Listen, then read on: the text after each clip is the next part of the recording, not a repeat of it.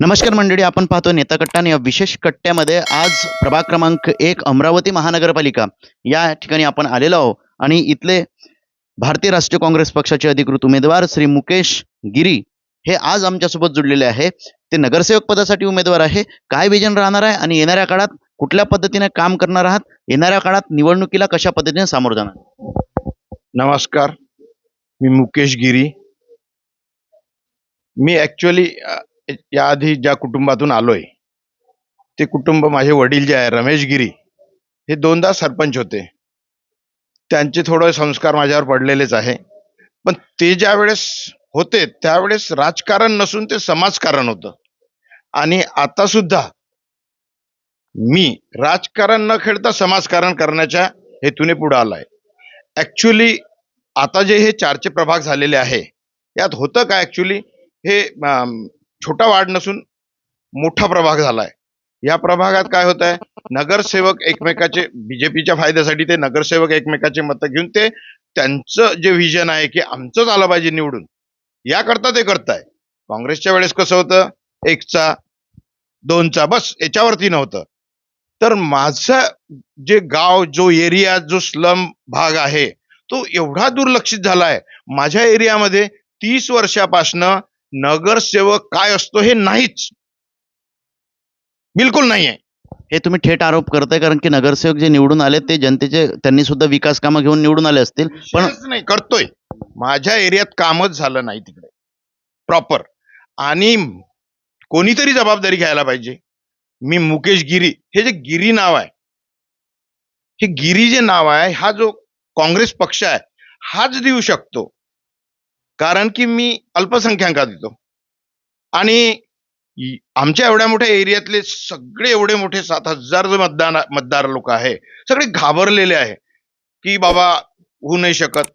आणि त्यामुळे कोणीतरी पुढाकार घ्यायला पाहिजे. सुनील भाऊंनी मला तिकीट दिली, मी पुढाकार घेतला आणि मी ते मिशन हातात घेतलाय. मी जर निवडून आलो तर सर्वात आधी चौकशी करावी सर्वांनी. माझ्या गावात जी जिल्हा परिषदची शाळा आहे ती एवढी दुर्लक्षित झालेली आहे की आल्या आल्या स्क्वेअरवर एकदम कस्तरी, म्हणजे मनाला लागण्यासारखं आहे. चौकशी करा, खोटं नाही बोलणार मी.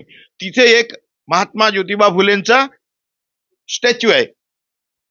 ते स्मारक जे आहे एवढं दुर्लक्षित झालेलं आहे की नाही, म्हणजे एकदम अशी दया येते आपल्याला, म्हणजे वाईट वाटण या अवस्थेत आहे तिथं. कचरा हे ते.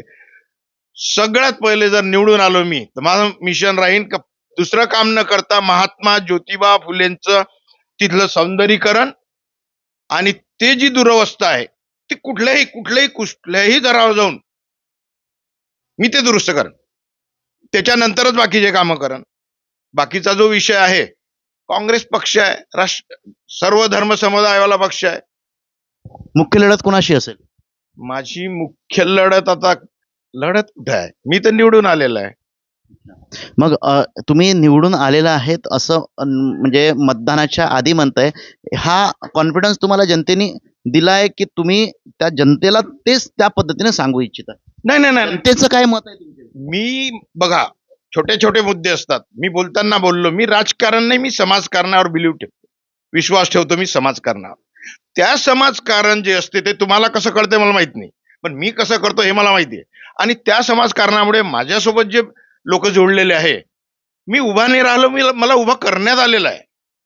मग महानगरपालिकेमध्ये अनेक कामं आहे, रोड, वॉटर, गटर, मीटरचे अनेक समस्या आहे, शिक्षणाची समस्या आहे, आरोग्याची समस्या आहे. या सगळ्या समस्यांकडे कसे बघा, तुम्ही मला कन्फ्यूज करू नका. कारण काय, मी बोललो सर्वात प्रथम महात्मा ज्योतिबा फुलेंचं जे दुरावस्था आहे ती करेल.